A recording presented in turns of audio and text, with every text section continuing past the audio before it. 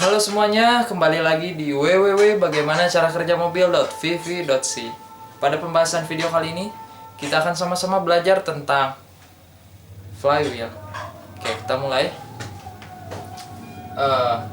Flywheel itu adalah komponen dari engine yang berfungsi untuk mempertahankan energi yang dihasilkan dari langkah usaha dari suatu engine.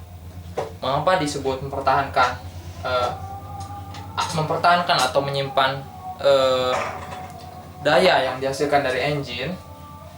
Karena seperti ini analoginya, Anda tahu bahwa pada mesin jahit itu sang penjahit menginjak pedal untuk menggerakkan piringan agar berputar. Nah, piringan itu berfungsi untuk mempertahankan momen inersia sehingga si penjahit tidak harus selalu menekan pedal untuk memutarkan mesin jahit, karena setelah penjahit tersebut menekan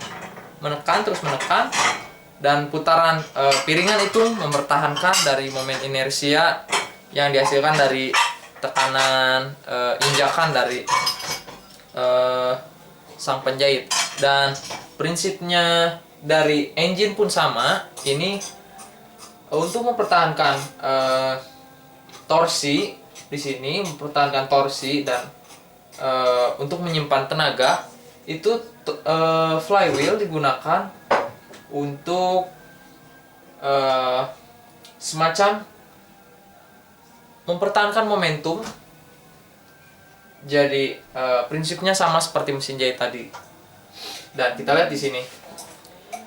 Telah saya gambarkan dua buah diagram, yakni diagram torsi banding dengan waktu. Diagram yang atas ini contoh engine yang tidak menggunakan flywheel, sedangkan yang satu lagi adalah engine yang menggunakan flywheel. Terbukti bahwa pada yang tidak menggunakan flywheel, kita lihat di sini ada langkah 1, 2, 3, 4 dan 1, 2. Ini maksudnya adalah 1 adalah intake, compression, dan 3 power atau combustion, dan 4 exhaust, dan kembali lagi ke intake dan compression. Nah, pada yang tanpa flywheel itu pada saat mesin dinyalakan, pada langkah intake dan compression itu mesin tidak menghasilkan usaha, sehingga pada langkah ini torsi berada pada tingkat yang rendah, dan pada saat usaha itu torsi melonjak naik, karena pada saat itu piston menghasilkan daya untuk memutarkan crankshaft. Dan jika tidak ada flywheel, ini akan terbentuk grafik seperti ini. Jadi torsi mendadak naik, dan selanjutnya pada langkah exhaust, langkah buang itu yang keempat, torsi akan turun kembali dan berlanjut ke langkah 1, 2 masih di bawah. Oke. Itu bisa dibayangkan jika mobil Anda tidak menggunakan flywheel dan torsi akan mendadak seperti ini. Jadi mobil Anda akan terhentak-hentak, tidak konstan dalam memproduksi tenaga atau untuk menggerakkan mobil.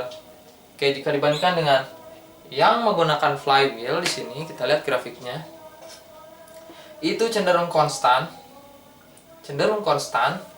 dan kita lihat pada langkah setelah mesin dinyalakan, pada langkah intake, jadi torsi cenderung konstan hingga compression, dan pada saat power atau combustion itu hanya terjadi sedikit naikan dari torsi yang diproduksi dari engine, dan hal tersebut segera distabilkan kembali oleh flywheel pada langkah yang selanjutnya. Ini pada langkah exhaust, kembali lagi ke langkah 1, intake dan compression. Nah, itulah terlihat jelas bahwa flywheel memang sangat berperan penting pada engine. Jadi jangan coba-coba Anda melepas flywheel Anda untuk meringankan beban starter. Itu jelas tidak bisa. Dan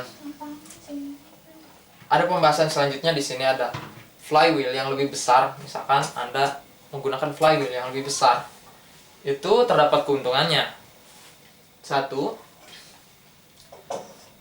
yakni mesin berputar dengan lembut, bahkan pada saat pengiriman daya di sini jadi lebih lembut di sini, tidak seperti ini, tidak seperti kenaikan yang spesifik, jadi lebih lembut.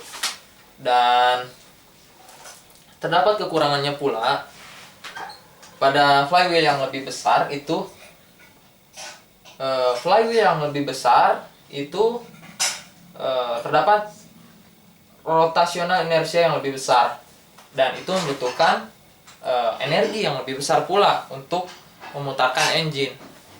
Dan terakhir, mungkin flywheel yang lebih besar itu bisa kita bayangkan itu mendapati beban yang lebih besar pula.